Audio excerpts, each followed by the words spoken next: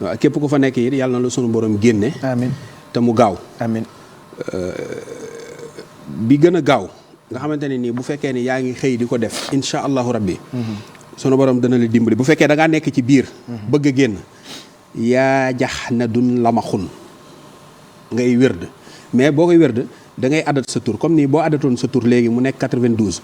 da ngay wérd yaa jax na dun lamaxun 92. boo paree nga tekki wallaahu yaxsimuka minan naas 161. incha allahu rabbi képp koo xamante ne nii def nga ko. sunu borom dana la dimbali ba loola ba kaso doo ci dugg. baatu bu mudd xaamataani boo ko bindee.